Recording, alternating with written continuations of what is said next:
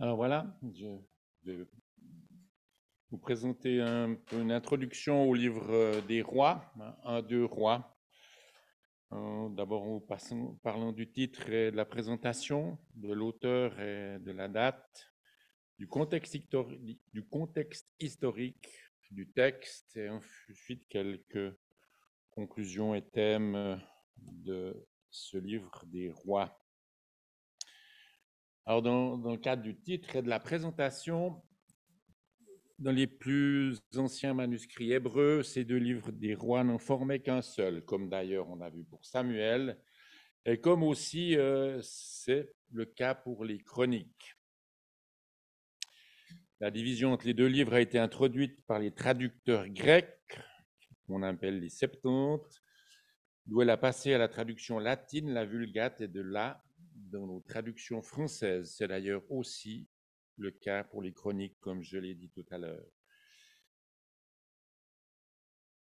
Comme les Septante trouvaient dans le livre de Samuel non seulement l'histoire de Samuel, mais encore celle de Saül et de David, ils ont cherché à le rattacher plus étroitement au livre des rois et ont de ce but formé les deux livres de Samuel et des rois en un seul tout, est divisé en 4 parties sous le nom commun du livre des rois ou des règnes. Donc ça, c'est pour la version des Septante. Alors, en regardant le canon massorétique, donc le canon des Juifs, eh bien, après la Torah, soit le Pentateuque, la Torah, c'est le Pentateuque avec les 5 livres de Moïse. Le livre des rois fait partie des Nebiim, qui veut dire les prophètes, et plus particulièrement des prophètes antérieurs avec Josué, Juge et Samuel. Les chroniques, eux, font partie des Ketubim, c'est-à-dire les écrits, avec les psaumes, Job, Proverbes, Ruth, Esdras, Néhémie notamment. Dans les livres de 1 et 2 rois, les livres de 1 et 2 rois furent écrits pour rapporter l'histoire, mais surtout pour enseigner les leçons de l'histoire. Puisqu'on sait, c'est ce qui était écrit est là pour notre instruction. Le souci historique majeur de l'auteur consistait à préserver un récit des rois d'Israël et de Juda. Dans ce récit, l'accent est mis à la fois sur les faits et gestes de ces rois et sur ceux de certains prophètes ayant exercé le ministère à la même époque. L'auteur chercha avant tout à évaluer la monarchie à l'aune de la loi mosaïque. Il ne se contente pas de retracer le déclin des royaumes du Nord et du Sud, mais il indique les raisons de leur déclin en général et du destin de chaque roi en particulier. Peut-être eut-il l'intention d'enseigner aux exilés de Babylone les raisons de leur situation afin qu'ils apprennent leur passé, parce que nous savons qu'il y a une grande partie du peuple a été exilée à Babylone notamment. Il ne restait que les pauvres. En particulier, il souligne fortement la fidélité de Dieu à son alliance, en bénissant ceux qui lui obéissent et en châtiant ceux qui lui désobéissent, et les conséquences néfastes de l'idolâtrie.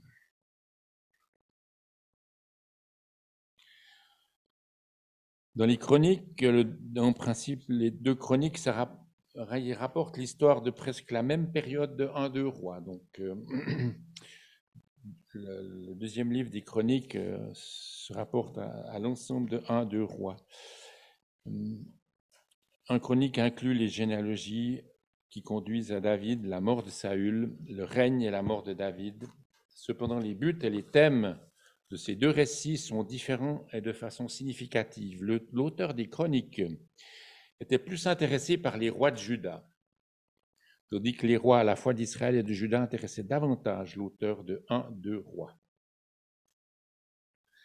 Les livres de 1-2 chroniques mettent surtout l'accent sur les aspects sacerdotaux de l'histoire de la nation, tels que le temple et le culte, tandis que 1-2 rois le mettent sur le rôle des prophètes et des rois. Dans 2 chroniques, les rois de Juda qui succèdent à David sont évalués par rapport à David et au culte de Jéhovah, tandis que dans 1-2 Rois, les dirigeants des 2 royaumes sont évalués par rapport à la loi de Moïse. Pour plus de détails dans le but et les thèmes de 1-2 Chroniques, on peut voir ce qui se passe en les lisant. 1-2 Rois présente la chute et la destruction de Samarie et de Jérusalem comme preuve du jugement de Dieu sur son peuple pour avoir abandonné les exigences de son alliance. Donc, à la fin des rois, après toute cette période, on a d'abord la destruction de Samarie, la fin du royaume dit du Nord, des 10 tribus d'Israël.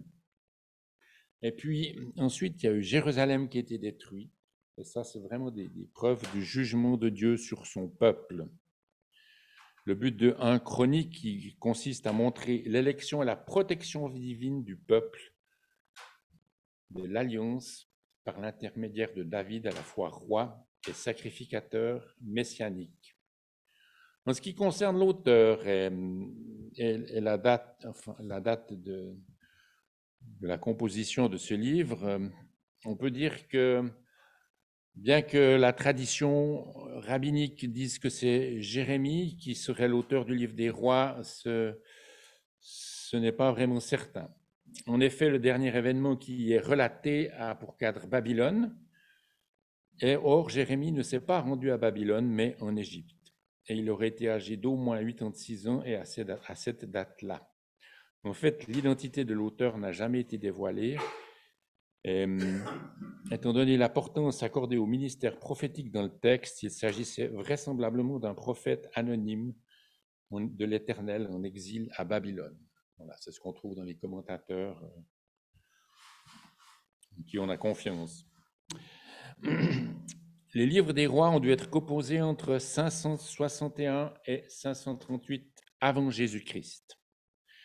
La première date avant laquelle ils ont pu être achevés est déterminée par le dernier événement qui est rapporté, c'est-à-dire la libération du roi Jéhoïakin.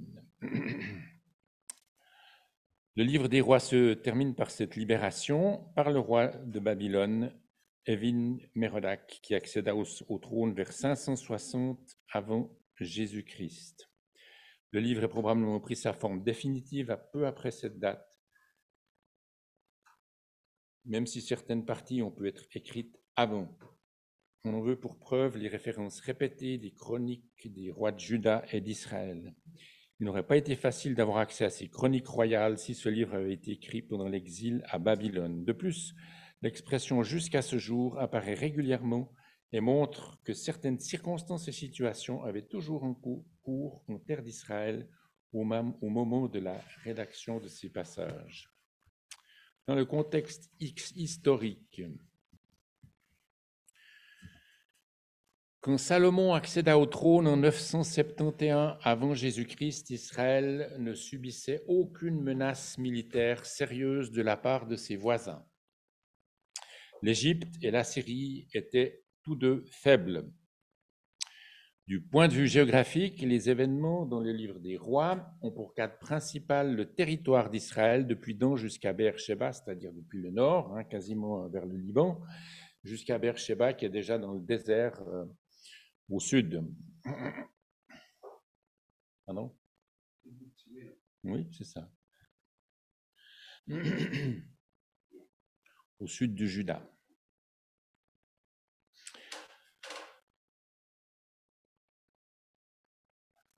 Quatre peuples envahisseurs jouèrent un rôle important dans l'histoire d'Israël et de Juda. Au Xe siècle avant Jésus-Christ, pendant les règnes de Salomon et de Roboam, ce fut d'abord l'Égypte qui fut la puissance dominante. Au cours du IXe siècle, vers 890 à 800 ans avant Jésus-Christ, la Syrie, avec Aram, menaça à son tour dangereusement la sécurité d'Israël. Et puis la période entre 800 et 750 avant Jésus-Christ correspondait à un demi-siècle de paix et de prospérité pour Israël et Juda, parce que la Syrie avait neutralisé c'est deux choses différentes, la Syrie et la Syrie, et ne se préoccupait pas de ses voisins du sud. Mais un changement intervint sous le règne de Tiglath-Pileser III, et du milieu du 8e siècle jusqu'à la fin du 7e siècle, avant Jésus-Christ, on va à l'envers, on est avant Jésus-Christ, la Syrie répandit la terreur dans toute la région. Elle attaqua et s'empara de Samarie, la capitale d'Israël, et parvint à conquérir et à détruire Israël, le royaume du Nord. Il assiégea même Jérusalem en 700 avant Jésus-Christ. La Syrie étendit à son empire sur l'Égypte, étendit aussi son emprise sur l'Égypte. En 1609 avant Jésus-Christ, le pharaon Nécho se rendit avec son armée au nord d'Israël, à Haran, en Syrie, afin d'y porter secours à l'Assyrie, menacée par l'empire néo-babylonien. De 612 à 539 avant Jésus-Christ, ce fut au tour de Babylone de dominer le monde antique. En 605, l'armée babylonienne, commandée par Nebuchadnezzar, battit l'Égypte à Carchemish et se dirigea vers Juda au sud. Et après 3 attaques, 605, 597 et 508 ensuite, elle détruisit complètement Jérusalem et son temple lors de leur 3e assaut, en 586 avant Jésus-Christ. Et en 586 avant Jésus-Christ, cette dernière date qu'on considère, là, il emmena tous les Juifs, sauf les plus pauvres, en captivité. Voilà en ce qui concerne le contexte historique. Dans le texte, 1 2 Rois est un récit qui raconte l'histoire d'Israël du début du mouvement visant à mettre Salomon sur le trône de David jusqu'à la fin du règne de Sédécias, dernier roi de Juda. Sédécias régna jusqu'à ce que le royaume du Sud soit emmené en captivité et que les gouverneurs babyloniens prennent la direction des affaires en Palestine. Alors on peut distinguer 3 périodes dans les livres des rois. On a vu que ça commençait par Salomon en 971 puis que ça finissait en 600, je ne sais pas ce que j'ai dit. 560 à peu près, 561. Donc on a une période d'à peu près 400 ans. Tout ce qui s'est passé dans 1 2 Rois se passe sur une période de 400 ans environ, 4 siècles. Il y a d'abord la première partie qu'on peut distinguer, c'est 1 Roi 1 à 11, en gros. On peut qualifier cette période de royaume uni. Ça décrit l'intronisation, le règne de Salomon. Pendant cette période, Israël et Juda demeurèrent unis sous Salomon, tout comme jadis sous Saül et David. Ensuite, il y a une deuxième période qu'on peut appeler le royaume divisé. C'est l'histoire des royaumes de Juda et d'Israël après le schisme de 931 à 722 avant Jésus-Christ. On voit qu'ils abordent à la fois les rois du Nord et du Sud avec une structure littéraire identique pour chaque règne. Tout d'abord, une introduction précise le nom du roi et ses liens avec ses prédécesseurs, le moment de son accession au trône par rapport au règne de son homologue du Nord ou du Sud, et puis l'âge auquel il est monté sur le trône pour les rois de Juda seulement, la durée de son règne, le lieu d'exercice de son autorité, si c'est à Samarie ou à Jérusalem, le nom de sa mère, et ça c'est pour Juda seulement. Alors ça c'est le nom de sa mère, c'est une chose importante aussi, qui donne la direction du règne, s'il y a la crainte de l'Éternel ou pas. On verra plus tard que c'est une importance pour l'éducation apportée aux enfants. L'évaluation spirituelle que l'on peut faire de son règne. Cette introduction est suivie d'une description des événements survenus au cours de son règne, description plus ou moins détaillée selon les cas. Depuis la rébellion d'Israël contre le règne des rois de Juda jusqu'au départ d'Israël en captivité chez les Assyriens, chaque récit se termine par une citation des sources, des notes historiques supplémentaires, la mention de la mort du roi, la description de son ensevelissement, le nom de son successeur et dans certains cas un post-scriptum Par exemple, il y eut guerre contre Asa et Baïcha, rois d'Israël, tous leurs jours. Donc ça montre qu'ils étaient assez en rogne l'un contre l'autre. Le royaume qui survit, c'est la troisième période qu'on voit. Donc c'est la période où il reste que le royaume de Juda. Et puis, juste à cette période-là, s'ajoutent deux paragraphes conclusifs qui relatent les événements postérieurs à la déportation de Babylone, comme la libération de Jéhoïakin. L'intention du livre des rois, c'est pas, comme leur titre semble l'indiquer, de nous donner un récit complet et détaillé de la vie et du règne de chacun des rois qui se sont succédés sur le trône de Juda ou d'Israël. Ce que l'auteur veut avant tout, c'est nous montrer la main de Dieu dans l'histoire du peuple et ses rois. Son point de vue est essentiellement religieux et théocratique. Il raconte d'une manière circonstanciée les événements dans lesquels Dieu manifeste son action, soit en bénissant la fidélité ou en punissant la rébellion, soit en intervenant par le ministère de ses prophètes. De là, la place considérable qu'occupe dans ses livres l'histoire des prophètes, et spécialement celle d'Élie et d'Élisée. Quant aux faits dont l'importance est exclusivement politique ou militaire, l'auteur les laisse de côté et renvoie au livre des chroniques des rois de Juda ou d'Israël. Voici, répète-t-il jusqu'à 34 fois, ces choses ne sont-elles pas écrites dans le livre des chroniques des rois d'Israël ou de Juda? Ce livre est comme un écho du jugement divin. Chaque roi est pesé dans la balance et une sentence est prononcée sur lui. Nous ignorons le nom du rédacteur, mais nous constatons que l'esprit théocratique pénètre son écrit de la première à la dernière ligne. Voilà. En conclusion, et quelques thèmes.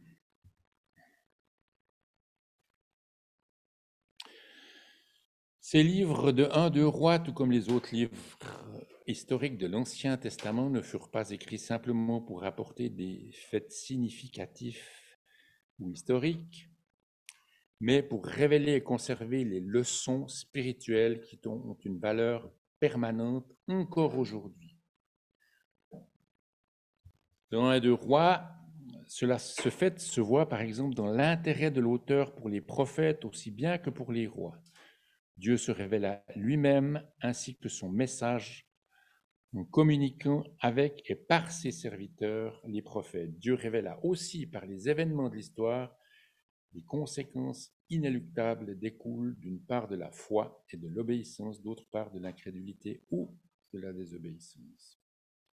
Dieu désirait que la nation d'Israël démontre à tous les peuples combien il était glorieux de vivre sous sa direction. C'est assez raté, mais enfin, c'est le propre de l'homme. Dieu choisit Abraham pour être le père d'une famille qui deviendrait une nation et serait en bénédiction au monde entier. Cette bénédiction serait pour toute l'humanité dans la mesure où la nation d'Israël laissait la lumière de la présence divine demeurer en elle, la transformer et rayonner pour les autres nations. Donc on voit qu'il y a que le peuple d'Israël avait tout un témoignage à rendre, en fait, un peu comme nous maintenant, on a un témoignage vis-à-vis des autres personnes pour montrer, pour qu'au travers de notre vie, eh bien, les gens puissent voir Jésus-Christ. Eh bien, c'était un peu la même chose, et puis on se rend compte que ils ne sont pas meilleurs que nous. Ils ont tous failli. Il n'y a pas un juste, pas même un seul juste. Les livres de 1-2 rois révèlent que Dieu tient ses promesses à l'égard d'Israël. Donc du côté de Dieu, la fidélité existe, mais pas du côté de l'homme. Il tient ses promesses à l'égard d'Israël et à l'intérieur de ce dessin global, l'auteur montre comment certaines actions humaines ont une incidence sur les actions de Dieu à l'égard du peuple, et aussi comment Dieu accomplit ses desseins en dépit de l'opposition de ses ennemis et des manquements de son peuple. Dans la mesure où les rois terrestres d'Israël conduisaient fidèlement la nation sous la direction de son roi céleste, révélé par la loi mosaïque et les prophètes, la nation prospérait comme Dieu le désirait. En revanche, quand les rois terrestres furent infidèles, inévitablement, Israël cessa de bénéficier de toutes les bénédictions que Dieu désirait lui accorder. Ainsi, 1 Rois révèle la fidélité de Dieu à sa parole, sa souveraineté totale sur son peuple et sur tous les autres, ainsi que sa patience. Ces livres témoignent aussi de l'incrédulité et de la désobéissance de tous les hommes, même des bénéficiaires de l'élection et d'autres bénédictions divines. Ces livres démontrent que malgré la désobéissance du peuple de Dieu, que Dieu a choisi pour jouir d'une relation privilégiée avec lui, il ne l'a pas rejeté. Alors, c'est toujours actuel, cette chose-là, parce que qu'est-ce qu'on serait sans la grâce de Dieu?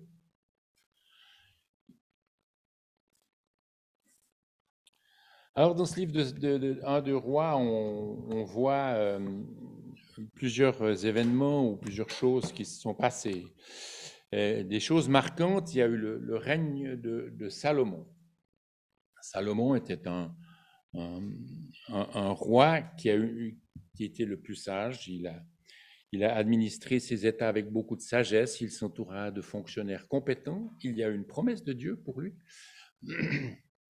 Lorsqu'il a simplement demandé de la sagesse pour s'occuper du peuple de Dieu, eh bien Dieu lui a donné beaucoup plus. Et il a donné l'intelligence et sa sagesse a été reconnue partout.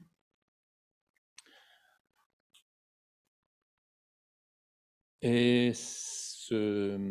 Salomon, il s'occupa surtout aussi du culte de l'Éternel, de la construction du temple.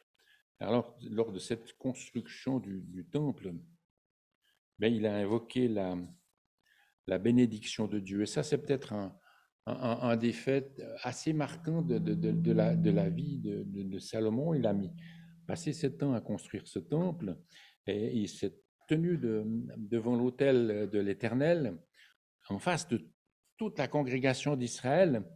Et puis, il s'est adressé à Dieu. Alors, je vais peut-être juste vous lire cette prière de Salomon dans 1 Roi 8, 22 à 30. Parce que je pense que ça nous montre bien qui il est.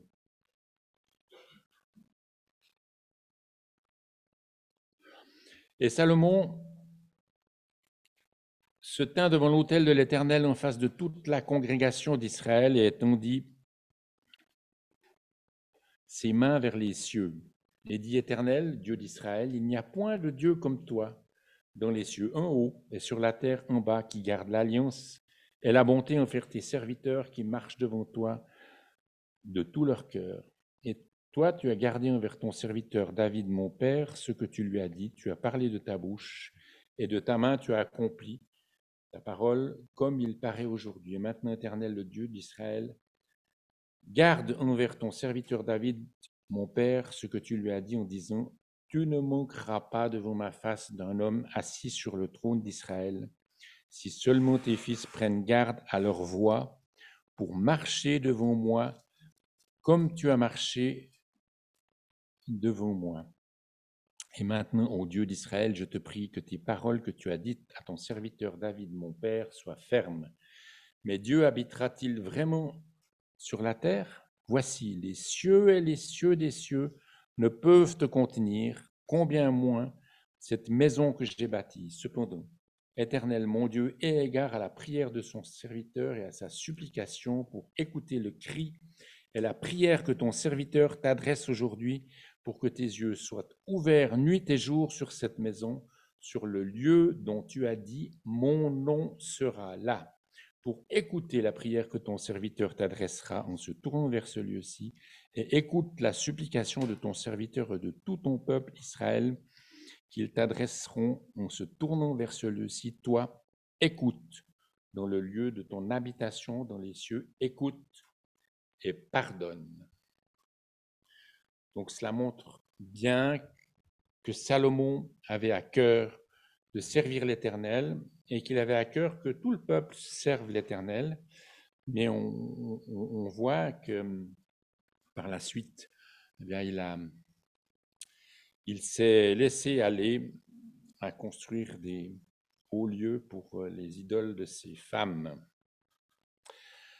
Alors pendant cette période de Salomon, il y a une expansion commerciale qui a enrichi le royaume. Le roi, il a construit des villes pour les entrepôts. Il s'est beaucoup aussi intéressé aux lettres et aux sciences, et traita même de la botanique, de la zoologie. Il a parlé sur les arbres depuis les cèdres du Liban jusqu'à l'hysope qui sort de la muraille. Il a aussi parlé sur les animaux et sur les oiseaux, sur les reptiles et sur les poissons. On voit ça dans 1 Roi 5. Donc c'est un homme cultivé qui faisait à sa manière des recherches et qui recherchait, voilà, un peu comme était faite la création. Il s'intéressait à la création de Dieu. Il a recueilli aussi, il a composé de nombreux proverbes. Il a écrit les psaumes 72 et 127, et aussi l'Ecclésiaste et le Cantique des Cantiques.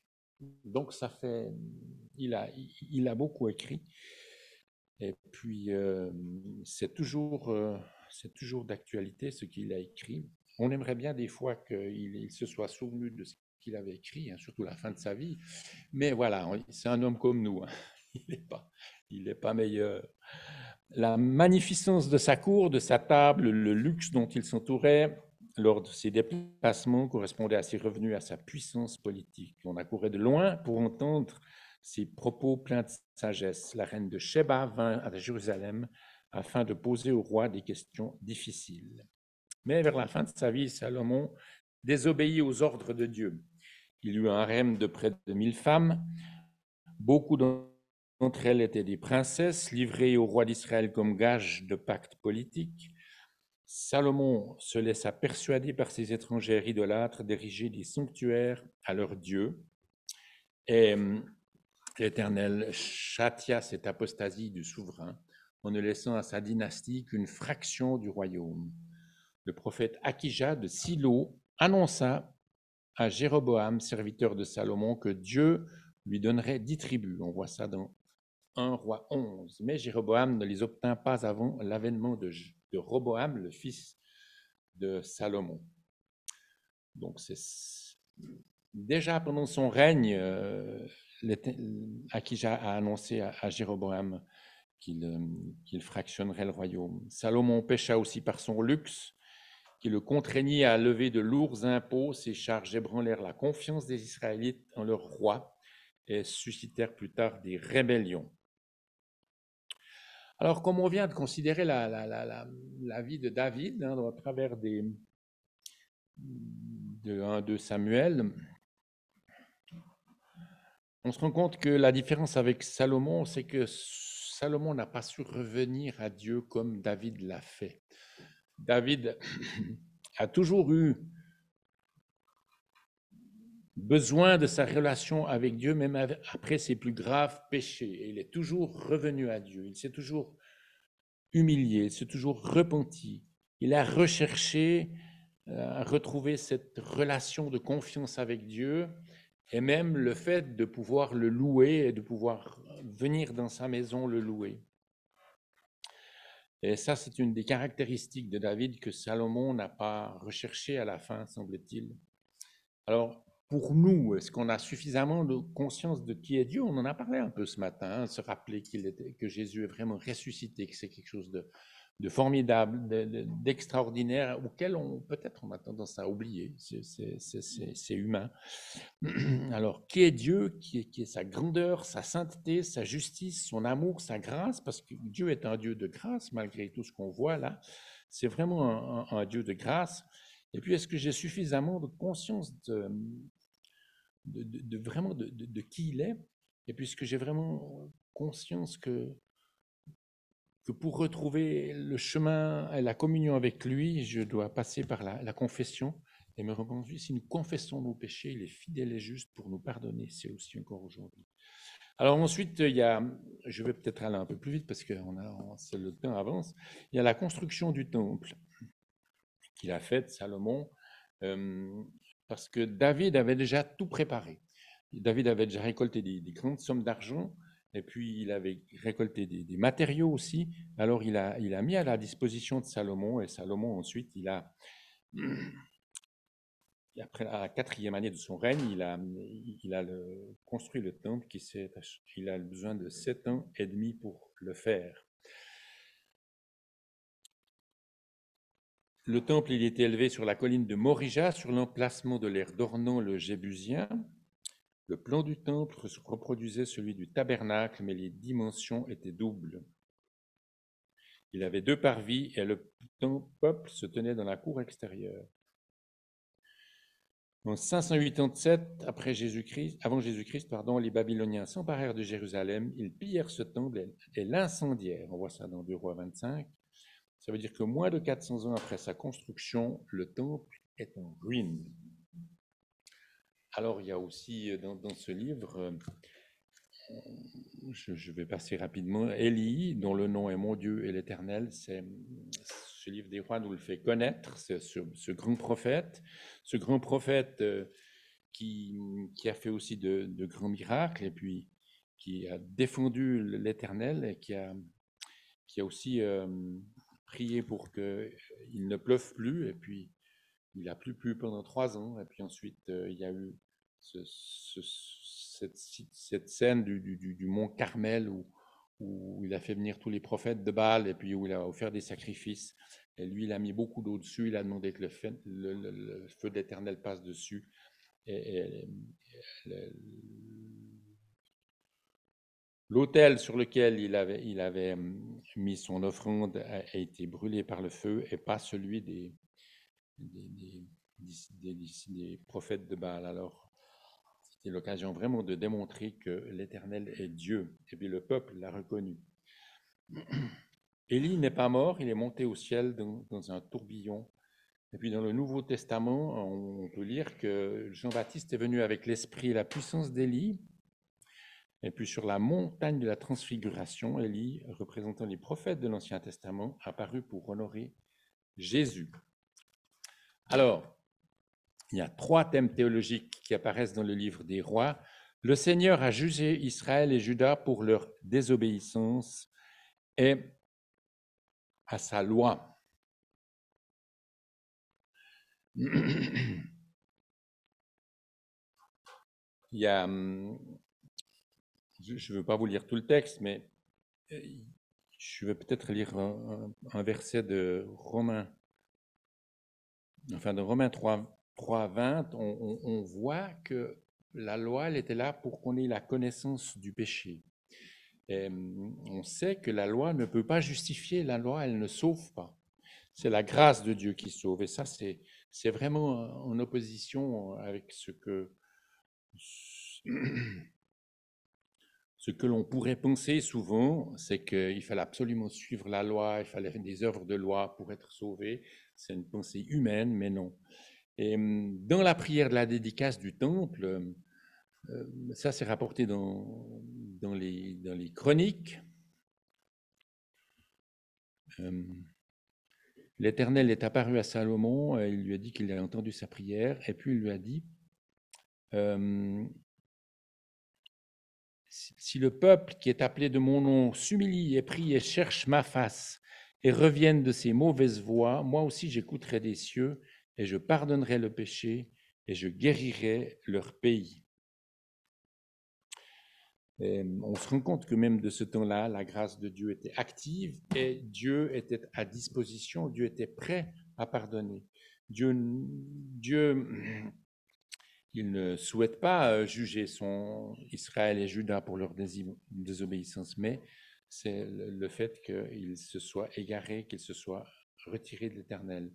on voit aussi que les prophéties des prophètes authentiques se sont accomplies. Donc Dieu, il agit et ce qu'il dit s'accomplit. Il y a quelques exemples dont, notamment avec Élie et Élisée. Puis aussi, un autre thème, c'est que l'alliance davidique qu'on a vue dans 2 Samuel 7 ou 8, elle continue et elle est éternelle. Donc la maison édifiée pour David sera une maison royale, une dynastie de rois. Il sera le premier dignitaire, mais il ne s'éteindra jamais. Le règne et le trône subsisteront toujours. L'alliance de David avec le fils de David sera éternelle. Et puis, comme Salomon préfigurait le Seigneur qui va revenir régner, quand il y aura le règne de 1000 ans, eh bien, cette promesse n'est pas terminée, elle continue. Alors, on voit par cela que Dieu est fidèle et souverain. Je voulais encore juste rajouter qu'on a vu que le nom de la mère était important dans le cas des rois de Juda, parce qu'elle nous permettait de nous rendre compte de la manière dont ce roi avait été éduqué et s'il avait la crainte de Dieu ou pas. Alors, c'est pour dire que l'éducation des enfants est extrêmement importante pour les parents. Hein. On l'a vu déjà il y a 2 semaines, dans la famille, dans le cadre de l'Assemblée, avec l'école du dimanche et dans les camps ou clubs bibliques. C'est vraiment l'éducation, elle forme les gens, elle forme les enfants et elle leur apprend ce que c'est que la crainte de Dieu. Et je pense que c'est toujours d'actualité. Alors, selon les prophéties de la Bible, le monde continue à se dégrader. Les hommes rejettent Dieu de plus en plus. Les pays dits chrétiens sont ébranlés par l'évolution des mœurs et les lois suivent les excès des hommes qui provoquent Dieu. C'est pas comme à l'époque, il fallait respecter la loi de Dieu et la loi ne changeait pas. De nos jours, la loi, elle change en fonction du comportement des gens. Et ça, c'est dramatique, mais on vit là-dedans. Donc, on sait que le Seigneur va bientôt revenir chercher les siens et les enlever de la terre pour les préserver de ce qui va se passer, c'est-à-dire une grande tribulation, et qu'on sera pour toujours avec lui. Alors ça, c'est une chose qui peut nous encourager actuellement. C'est vrai qu'on voit autour de nous le monde se dégrader. Vraisemblablement, pour un Israélite fidèle, ça devait être dur pour certains prophètes de voir l'état du peuple se dégrader, son éloignement de Dieu, son apostasie, son rejet de Dieu. Et ça devait être difficile à vivre pour les prophètes. On est un petit peu dans ce même cas. On assiste à une dégradation du monde. Et puis, on peut quand même se rassurer du fait que on peut encore vivre notre foi actuellement, normalement, mais on ne sait pas combien de temps. Et puis, la vie va se dégrader sur la Terre, la société, il y aura des guerres, il y aura des tremblements de terre, il y aura toutes sortes de choses qui ont commencé. Hein. Et puis,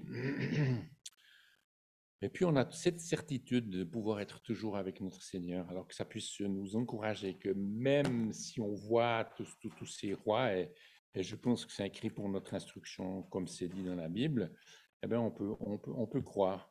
Parce que celui qui a promis ces choses, il est fidèle, il est souverain.